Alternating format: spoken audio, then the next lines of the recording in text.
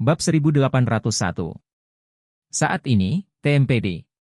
Kepala TMPD akhirnya menghela nafas lega saat mengetahui bahwa Takehiko telah dibawa ke rumah sakit dan nyawanya tidak dalam bahaya. Dia mengeluarkan sebatang rokok dan mengetuk kotak rokok untuk memperketat tembakau. Kemudian dia mengeluarkan korek api dan menyalakan rokok dan mengisapnya. Setelah beberapa saat, dia menghela nafas. Oh, sepertinya hari aneh ini akhirnya akan segera berakhir. Orang di sebelahnya buru-buru berkata, "Direktur, keluarga Su bersaudara belum ditemukan." Direktur TMPD segera berkata dengan marah, "Tidak bisakah Anda menambahkan lebih banyak lalu lintas ke saya? Kakak dan adik Su masih dalam keadaan hidup dan mati yang tidak jelas untuk saat ini." Dengan mengatakan itu, dia menambahkan, "Hidup dan mati yang tidak diketahui berarti Anda tidak tahu apakah mereka hidup atau mati. Setidaknya Anda tidak bisa yakin bahwa Anda sudah mati. Permintaan saya malam ini sangat sederhana. Jangan beritahu saya bahwa seseorang telah meninggal. Saya puas, tunggu sampai besok." Orang di sebelahnya mengangguk cepat dan berkata, "Direktur, Anda telah bekerja keras sepanjang hari dan malam, Anda harus pulang dan istirahat dulu." "Ya." Direktur TMPD menghela napas dan berkata, "Saya ingin kembali dan beristirahat dengan baik." Saat dia hendak meninggalkan TMPD, seseorang tiba-tiba berlari dengan panik dan berseru, "Direktur, direktur. Sesuatu telah terjadi, direktur." Kepala TMPD menjadi gila dan berseru, "Apa yang terjadi sekarang?" Pihak lain berkata dengan terengah-engah, "Ini Matsumoto. Sesuatu terjadi pada keluarga Matsumoto." Kepala TMPD tercengang dan berkata, "Pertama Takahashi, lalu Takehiko, dan sekarang Matsumoto, kenapa kamu bernafas? Kamu bilang, apa yang terjadi dengan Matsumoto? Dia masih hidup." Menurutnya, selama orang masih hidup, tidak masalah apakah mereka terluka atau cacat. Bagaimanapun, satu-satunya persyaratannya adalah menghentikan kematian. Akibatnya, pihak lain berkata dengan ekspresi ngeri, "Direktur, sesuatu telah terjadi pada keluarga Matsumoto. Ada lebih dari 30 orang di dalam keluarga, semuanya tewas." "Apa?" Ketika TMPD mendengar hal ini, dia membuang rokoknya dengan putus asa, menjambak rambutnya dengan kedua tangan, lalu pingsan dan berkata, "Akulah Xing akan berpisah." Apa akan terjadi? Apakah ini masih Tokyo yang saya kenal? Mengapa ini tidak ada habisnya? Pihak lain juga sangat pingsan, berkata, "Malam ini, rumah Matsumoto tiba-tiba menyalakan api." Setelah petugas pemadam kebakaran memadamkan api, mereka menemukan bahwa semua orang di rumah Matsumoto terbaring rapi di ruang tamu dan terbakar tanpa bisa dikenali. "Arson, jangan sebutkan betapa tragisnya adegan itu. Banyak petugas pemadam kebakaran muntah ke rumah sakit." Setelah mendengar ini, kepala TMPD segera merasakan tekanan darahnya melonjak, dan bergumam, "Oh, sial, aku." Sebelum selesai berbicara, mata seluruh orang menjadi gelap dan dia pingsan sepenuhnya. Pada saat yang sama kota kuno Kyoto, Charlie dan Nanako berjalan lama di salju. Selama periode tersebut, Nanako memberitahu Charlie bahwa sejak dia datang ke Kyoto untuk memulihkan cederanya, dia tetap tinggal di Menshan dan tidak pernah keluar, jadi dia ingin pergi jalan-jalan. Jadi Charlie membawanya dan meninggalkan rumah itu dengan tenang melewati dinding, berjalan bergandengan tangan melalui jalan-jalan di Kyoto. Bab 1802. Nanako ingin mengatakan sesuatu kepada Charlie, tetapi untuk sementara dia tidak tahu harus mulai dari mana, jadi dia memberitahu Charlie tentang masa kecil dan masa lalunya. Meskipun ia lahir dari keluarga kaya, masa kecil Nanako tidak bahagia. Ibunya meninggal muda, dan meskipun ayahnya tidak menikah lagi, itu tidak bisa menutupi kekurangan masa kecil Nanako. Apalagi Takehiko sibuk dengan pekerjaan sepanjang hari, dan waktu yang bisa dialokasikan untuk Nanako sangat sedikit. Selain itu, karakter Takehiko selalu serius dan tidak tersenyum, sehingga masa kecil Nanako kurang diperhatikan. Ibu Nanako adalah wanita yang cantik, jadi ketika masih hidup, dia selalu mengajarinya dengan cara yang sangat tradisional, dan Nanako juga mengikuti ibunya untuk belajar upacara minum teh, ilustrasi, menyulam, bahkan membaca puisi dan buku. Dalam karakternya, sisi Yamato Nadeshiko diberikan oleh ibunya. Namun, setelah kematian ibunya, Nanako jatuh cinta pada seni bela diri karena merasa saat berlatih bela diri, untuk sementara dia bisa melupakan kesedihan dan ketidakbahagiaan dalam hidup. Pada awalnya, dia hanya berlatih seni bela diri untuk melarikan diri dari kenyataan, tetapi seiring berjalannya waktu, dia benar-benar jatuh cinta pada seni bela diri. Setelah dia selesai menceritakan kisahnya, dia mengejar Charlie dan bertanya kepadanya, "Guru, dapatkah Anda menceritakan kisah masa kecil Anda?" Charlie tersenyum pahit, "Saya berada di dua ekstrim ketika saya masih kecil. Saya hidup dengan baik sebelum saya berusia 8 tahun. Orang tua saya baik, kaya, dan bebas khawatir. Tetapi ketika saya berumur 8 tahun, orang tua saya meninggal secara tidak terduga. Saya jatuh ke jalan dan menjadi yatim piatu, lalu saya dibesarkan di panti asuhan." Ah! Ketika Nanako mendengar ini, dia terkejut, dan berkata dengan sedikit sedih, "Maaf guru, saya tidak bersungguh-sungguh." Charlie sedikit tersenyum, "Tidak apa-apa, tidak perlu meminta maaf." Nanako berkata dengan emosi, "Dengan cara ini, masa kecil saya jauh lebih bahagia daripada guru. Meskipun ayah saya tegas dan tidak tersenyum kepada saya di hari kerja, dia masih sangat mencintaiku di dalam hatinya, tetapi cara ekspresinya tidak begitu lembut dibandingkan." Bagaimanapun, Nanako memandang Charlie dan berkata dengan serius, "Tuan, sebenarnya, Anda memiliki konflik dengan ayah saya. Saya mendengar Tian membicarakannya sebelumnya. Alasan mengapa saya berpura-pura tidak tahu adalah karena saya tidak ingin guru merasa malu, tetapi sebenarnya, sifat ayah tidak buruk. Jika Anda memiliki kesempatan, saya masih berharap Anda dapat melepaskan kecurigaan Anda sebelumnya dan menjadi teman." Faktanya, jauh di lubuk hatinya, Nanako sangat ingin mengatakan bahwa dia tidak ingin Charlie dan ayahnya menjadi musuh. Dalam hatinya, dia bermimpi bahwa keduanya akan membina hubungan yang nyata sebagai suami dan istri. Namun, dia tahu bahwa Charlie sudah menikah, jadi dia hanya bisa menyembunyikan kata-kata seperti itu di tempat paling rahasia di hatinya dan tidak akan pernah mengatakannya. Charlie tidak banyak berpikir saat ini, mengangguk sedikit dan berkata, "Jika ada kesempatan, saya akan." Nanako segera menjadi bahagia, dan berkata dengan serius, "Itu sangat bagus. Tapi guru jangan salah paham. Saya berharap Anda dan ayah saya menjadi teman, bukan untuk 4-5 miliar hal. Guru harus menyimpannya untuk dirinya sendiri, bukan memberikannya kepada ayahku." Charlie tidak bisa menahan tawa dan bertanya padanya, "Mengapa Anda membalikkan siku Anda?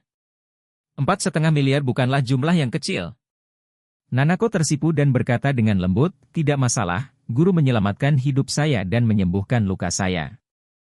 Uang ini dianggap sebagai hadiah dari ayah saya untuk Master Wei." Charlie tidak bisa menahan tawa, dan berkata dengan gembira, "Jika ayahmu tahu, dia akan marah padamu." Nanako menjulurkan lidahnya dan hendak berbicara ketika teleponnya tiba-tiba bergetar. Dia sedikit terkejut, "Sudah larut, siapa yang akan menelepon saya? Mungkinkah hamba yang mengetahui bahwa saya melarikan diri?" Dengan itu, dia segera mengeluarkan ponselnya dan berkata dengan heran, "Oh, ini ayah." Bab 1803. Nanako tidak menyangka ayahnya akan meneleponnya bahkan sampai larut malam. Jadi, dia berkata kepada Charlie sedikit gugup, "Tuan, saya ingin menjawab telepon dari ayah." Charlie mengangguk, dan tersenyum, "Ayo." Nanako begitu sibuk menekan tombol jawab, dan bertanya dengan hati-hati, "Ayah, ada apa kau meneleponku selarut ini?" Di ujung lain telepon, suara lemah Takehiko terdengar, "Nanako, ayah mengalami kecelakaan. Saya menelepon untuk mengkonfirmasi keselamatan Anda." "Apa semuanya baik-baik saja di Kyoto?" Nanako buru-buru bertanya, "Ayah, apa yang terjadi padamu? Apakah ini serius?" Takehiko berkata, "Saya diburu bersama dengan Tanaka. Untungnya, saya lolos secara kebetulan, tetapi saya khawatir mereka akan mencoba menangkap Anda, jadi saya menelepon untuk mengonfirmasi." Saat ini, Takehiko itu terbaring di unit perawatan intensif rumah sakit Tokyo. Para ninja, pengawal, dan polisi keluarga dari TMPD telah melindungi dengan ketat lantai 3 dan luar rumah sakit. Terbaring di ranjang rumah sakit, Ito tidak mengalami trauma serius pada pandangan pertama, namun kaki di bawah lututnya sudah menghilang, namun ujung kedua pahanya terbungkus kain kasa tebal. Setelah jatuh dari viaduk, otak dan organ dalam Ito tidak mengalami banyak kerusakan. Namun, kaki yang terutama menanggung dampak jatuh terluka parah.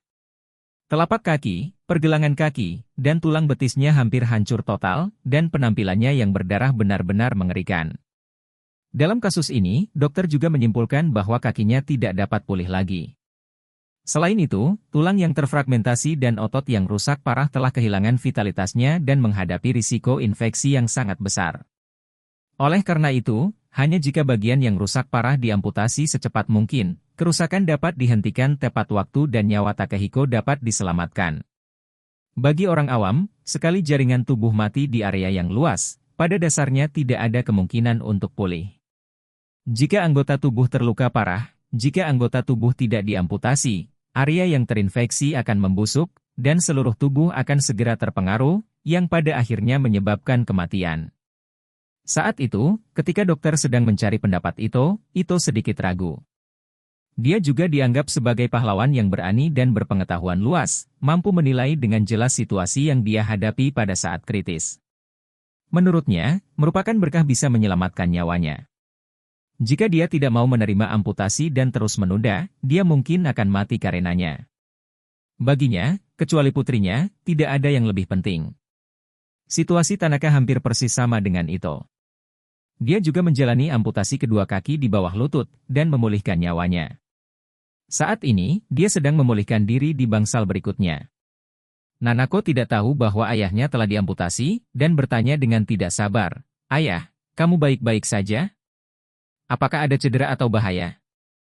Takehiko Ito menghela nafas ringan dan berkata, "Aku dan kaki Tanaka terluka sedikit, dan kami sekarang dirawat di rumah sakit, tapi untungnya, tidak ada bahaya bagi hidup kami, jadi kamu bisa yakin."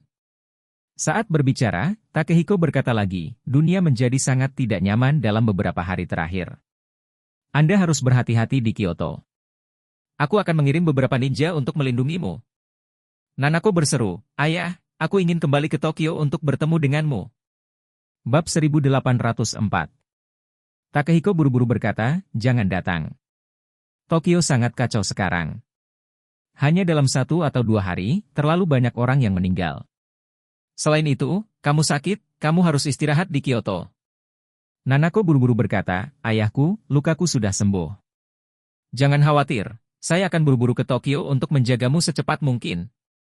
Secara alami, Takehiko tidak percaya bahwa luka putrinya akan sembuh, dan secara alami berpikir bahwa Nanako hanya menghiburnya. Oleh karena itu, dia berkata kepada Nanako dengan nada serius, "Nanako, kamu harus mendengarkanku, tetaplah di Kyoto dengan jujur, jangan kemana-mana, apalagi datang ke Tokyo." "Apalagi yang ingin Nanako katakan?" Takehiko dengan marah berkata, "Jika kamu memberitahu aku bahwa kamu berani datang ke Tokyo secara diam-diam, aku tidak memilikimu sebagai putriku." Setelah itu, dia menutup telepon. Nanako langsung menangis. Dia sangat khawatir tentang keselamatan ayahnya. Meskipun dia pada dasarnya yakin bahwa ayah di telepon tidak terlihat mengancam nyawa, dia merasa bahwa cedera ayahnya tidak seburuk yang dia katakan di telepon. Sebuah pernyataan yang meremehkan. Charlie di samping bertanya padanya, "Nanako, apakah ada yang salah dengan ayahmu?" Nanako mengangguk sambil menangis, dan berkata, "Ayahku menelepon dan mengatakan bahwa dia diburu dan sekarang dia di rumah sakit." Setelah berbicara, dia melihat ke arah Charlie dan tersedak, "Tuan, saya sangat khawatir." Charlie tidak bisa membantu tetapi dihibur, "Ayahmu seharusnya tidak mengancam nyawa, jadi kamu tidak perlu terlalu khawatir." Nanako menggelengkan kepalanya dan berkata, "Aku takut ayahku menyembunyikan sesuatu dariku."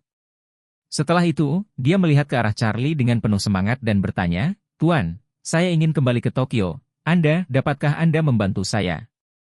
Charlie bertanya padanya, "Menurutmu bagaimana aku bisa membantumu?" Nanako berkata, "Ayahku tidak akan membiarkanku kembali. Jika saya memberitahu pelayan keluarga, mereka pasti tidak akan setuju, dan bahkan mungkin melarang saya. Karena kami telah keluar sekarang, saya tidak ingin kembali lagi. Semoga guru bisa meminjamkan saya uang, dan saya akan naik Shinkansen pertama kembali ke Tokyo setelah fajar." Melihat penampilannya yang sangat mendesak, Charlie menghela napas dan berkata, "Ini baru pukul 12 malam, dan Shinkansen harus menunggu setidaknya sampai pagi, atau aku akan mengantarmu kembali, kita akan sampai di sana hanya dalam waktu 3 lebih jam. Betulkah?" Nanako memandang Charlie dengan penuh semangat, dan berkata, "Apakah guru benar-benar ingin mengantarku ke Tokyo?" Charlie sedikit tersenyum, "Aku sudah mengatakan semuanya, bisakah aku berbohong padamu?"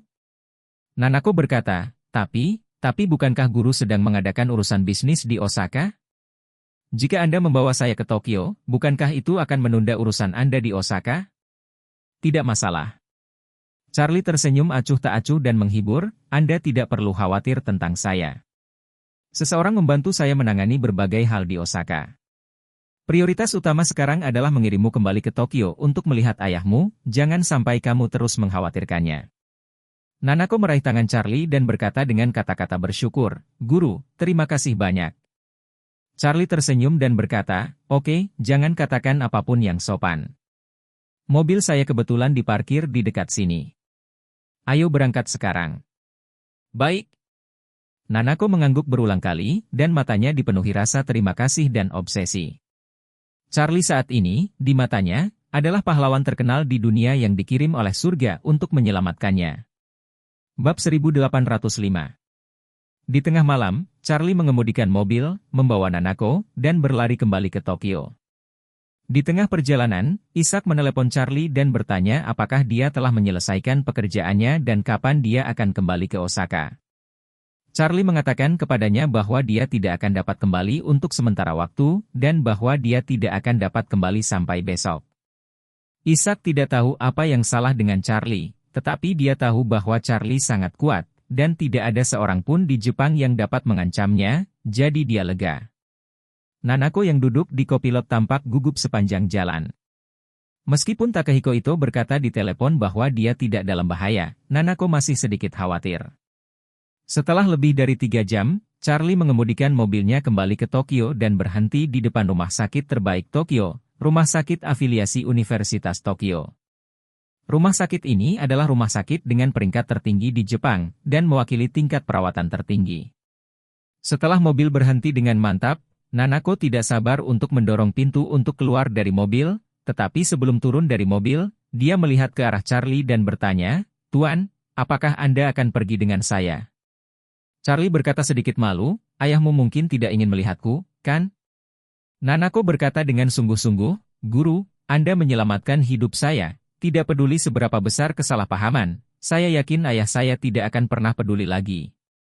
Charlie berpikir sejenak, dan berkata, Oke, kalau begitu aku akan pergi denganmu. Padahal, apa yang menurut Charlie sangat sederhana. Bagaimanapun, Takehiko adalah ayah Nanako. Jika kondisi fisiknya memang memiliki masalah besar, dia mungkin bisa membantu. Keduanya datang ke lantai unit perawatan intensif dan menemukan bahwa mulai dari pintu masuk lift ke ruang tunggu dan koridor, mereka semua penuh dengan orang. Di antara mereka, sebagian besar adalah anggota keluarga itu, dan sebagian kecil adalah anggota tim operasi khusus yang diutus oleh TMPD. Begitu pintu lift terbuka, semua orang di luar melihat ke arah mobil lift dengan waspada, dan menemukan bahwa itu adalah Nanako dan pria asing. Semua orang terkejut. Pada saat ini, seorang wanita parubaya bergegas dan bertanya dengan heran, Nanako, kenapa kamu ada di sini? Pembicaranya adalah Emi Ito, adik Takehiko dan bibi dari Nanako. Saat Nanako melihatnya, dia buru-buru membungkuk, Bibi, bagaimana kabar ayahku? Jejak melankolis muncul di ekspresi Emi, dan dia menghela nafas, saudaraku, tanda-tanda vitalnya sangat stabil. Dokter berkata bahwa dia keluar dari bahaya, tapi... Nanako berseru dan bertanya, tapi apa? Hei, Emi menghela nafas dan berkata dengan serius, kaki kakakku terluka parah. Dokter telah mengamputasi kakinya di bawah lutut untuk menyelamatkan hidupnya. Selama sisa hidupnya, dia harus duduk di kursi roda atau menggunakan anggota tubuh buatan. Ah! Air mata Nanako membasahi matanya. Mendengar bahwa kedua kaki ayahnya diamputasi, dia secara alami merasa tertekan jauh di dalam hatinya. Dia tahu karakter ayahnya dengan sangat baik. Dia harus kuat dan ulet sepanjang hidupnya. Sungguh pukulan yang sangat berat bagi orang-orang seperti dia untuk menggunakan kursi roda seumur hidup. Ini seperti mentornya, Kazuki Yamamoto, yang telah mempelajari seni bela diri sepanjang hidupnya, tetapi tidak pernah berpikir bahwa dia dipukul sebagai pemborosan karena dia meremehkan kekuatan Charlie. Master seni bela diri asli hanya bisa berbaring di tempat tidur dan menjalani hidupnya. Pukulan semacam ini bisa disebut fatal. Charlie tidak bisa menahan cemberut saat ini. Keberuntungan Takehiko tidak tahu apakah itu baik atau buruk. Mengatakan bahwa dia dalam kesialan, tetapi dia masih mendapatkan hidupnya kembali, jika tidak, dia telah berpisah dari Nanako sejak lama.